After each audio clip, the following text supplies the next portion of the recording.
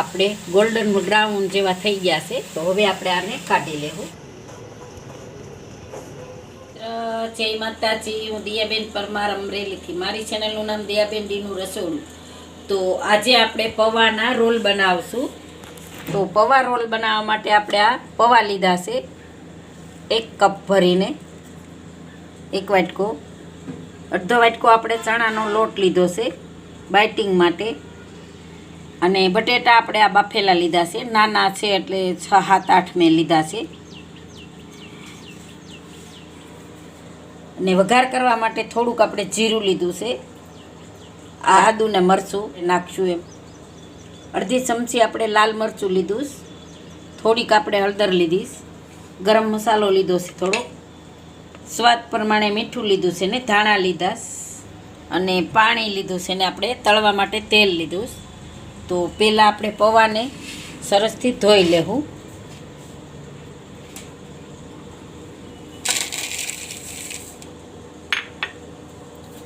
તો 2-3 પાણી આપણે આને ધોવાના છે, તો ધોઈ લેવું આપણે આને.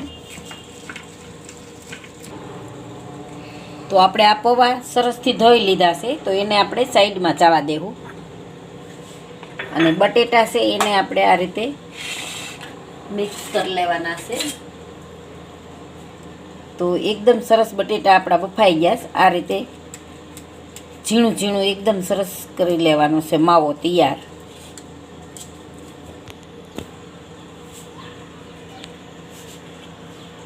તો આપણે આ માવો સરસ તૈયાર થઈ ગયો છે, તો એમાં આપણે આ લાલ મરચું નાખી દેવું. આપણે હળદર નાખી દેવું. સ્વાદ પ્રમાણે આપણે આમાં મીઠું નાખીશું, અને ગરમ મસાલો નાખી દેવું.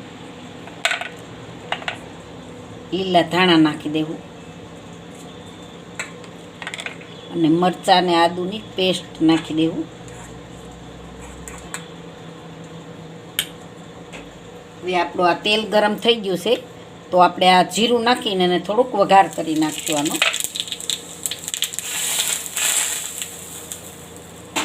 હવે આ બધું મિક્સ કરી લે.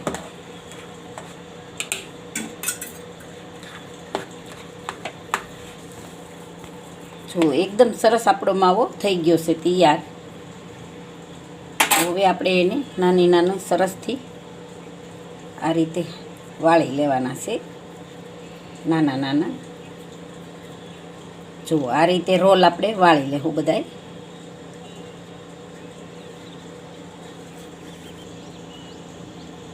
જો આપણે આ બધાય રોલ વાળી લીધા છે એકદમ મસ્ત. તો હવે આપણે આ પૌવા પલળી ગયા છે સરસથી, એને આપણે સાઈડમાં જવા દેવું. જો એકદમ મસ્ત પલળી ગયા. તો હવે આપણે આ ચણાનો લોટ આમાં નાખી દેવું, અને સ્વાદ પ્રમાણે આપણે આમાં મીઠું નાખશું. અને થોડું થોડું પાણી લઈને આપણે લોટ જેવું બાંધી લેવું. જેમ આપણે રોટલીનો લોટ બાંધીને એ રીતે આપણે આને બાંધવાનો છે. થોડું પાણી નાખી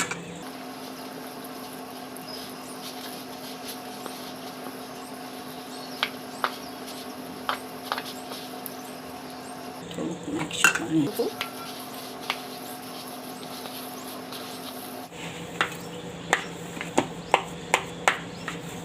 જો આ રીતે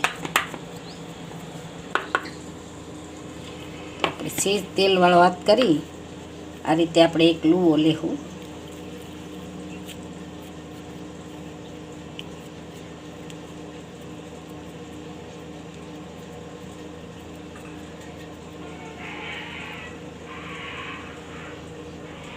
વચ્ચે આપણે આ રાખી દેવું, અને એને આમ પેક કરી દેવાનું છે સરસથી. જો આ રીતે આપણે સરસથી પેક કરી લેવાનું.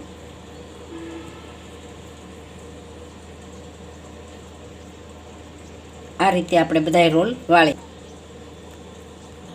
તો આપણે આ બધાય રોલ વાળી લીધા છે.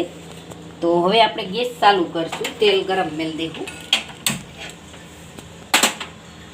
તો તેલને ગરમ થવા દેવું. તો હવે આપણે જોઈ લેવું તેલ ગરમ થઈ ગયું. જો તેલ આપણું ધીમું ધીમું ગરમ થઈ ગયું છે, તો હવે આપણે આ એમાં રોલ નાખી દેવું. જેટલા આમાં આવે એ પ્રમાણે આપણે આમાં નાખીને તળવાના છે. ગોલ્ડન બ્રાઉન થઈને એવા તળવાના. તો આને આપણે તળાવા દેવું, ગોલ્ડન બ્રાઉન જેવા થવા દેવું. જો આપણે ગોલ્ડન બ્રાઉન જેવા થઈ ગયા છે, તો હવે આપણે આને કાઢી લેવું એક ડીશમાં.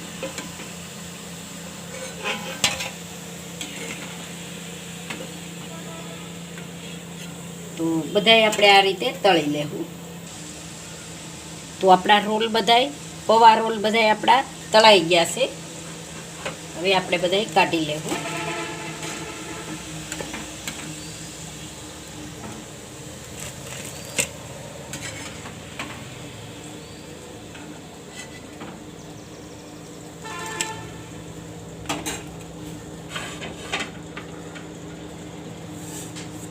હવે આપણે આમાં સર્વ કરી લેવું.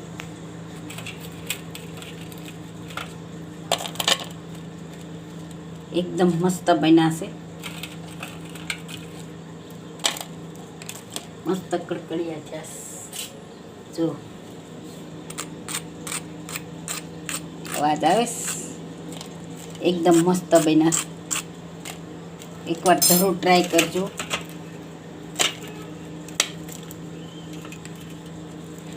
આપણે 1 વાટકાના આટલા બન્યા છે. સાથે આપણે ચટણી રાખશું અને એક આપણે તોડીને જોઈ લઈશું.